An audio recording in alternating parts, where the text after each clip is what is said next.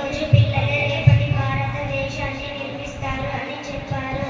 ప్రియమైన మిత్రులారా, మనం భారతదేశంలో యువకులం. మనం నిజాయితీగా, దయగా, గౌరవంగా ఉండాలి. అందరికీ బాలల దినోత్సవ శుభాకాంక్షలు.